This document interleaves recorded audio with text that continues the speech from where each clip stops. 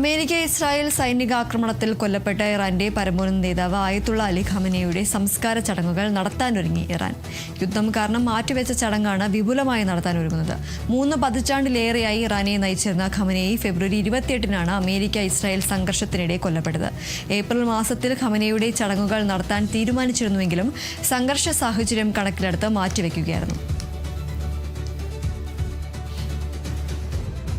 America Israel Iran സൈനികാക്രമണത്തിൽ കൊല്ലപ്പെട്ട Iran പരമോന്നത നേതാവായ ആയത്തുള്ള അലി ഖമനേയുടെ സംസ്കാര ചടങ്ങുകൾ നടത്താൻ ഒരുങ്ങുകയാണ് ഇറാൻ പശ്ചിമേഷ്യയിൽ സംഘർഷത്തിന്റെ സാഹചര്യത്തിൽ ഖമനേയുടെ സംസ്കാര ചടങ്ങുകൾ മാറ്റിവെക്കുകയായിരുന്നു. യുദ്ധം കാരണമാണ് ഈ ഒരു സംസ്കാര ചടങ്ങുകൾ മാറ്റിവെച്ചത്. ഇപ്പോൾ ഈ ചടങ്ങ് വിപുലമായി തന്നെ നടത്താനാണ് ഇറാന്റെ തീരുമാനം. 3 പതിറ്റാണ്ടിലേറെയായി ഇറാനെ നയിച്ചിരുന്ന ഖമനേയി ഫെബ്രുവരി 28-നാണ് അമേരിക്ക ഇസ്രായേൽ സംഘർഷത്തിനിടെ കൊല്ലപ്പെടുന്നത്.